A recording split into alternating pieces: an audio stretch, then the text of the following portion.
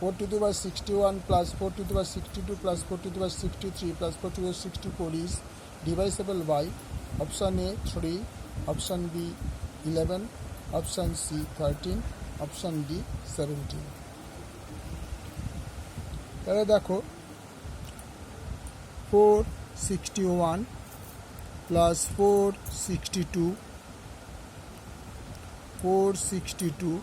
plus 463 plus 464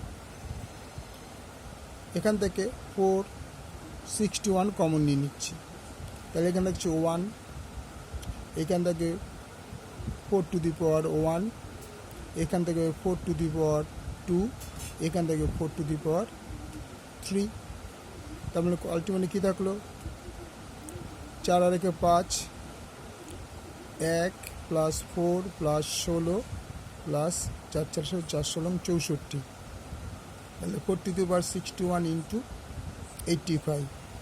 এবার খেয়াল করে দেখো এইটাকে আমরা কিভাবে ডিভাইসেবল করব। তাহলে এইটা হচ্ছে দেখো 85 আমাদের আছে, তাহলে 5 into 17, তাহলে 5 into 17 হলে আমাদের 17 দ্বারা এটা বিভাজ্য হবে।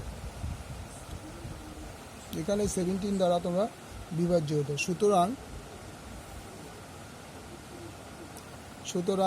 461 into 85 সংখ্যাটি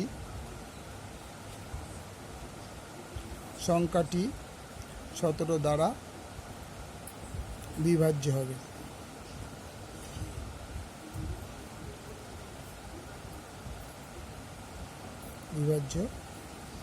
ওকে, থ্যাংক ইউ।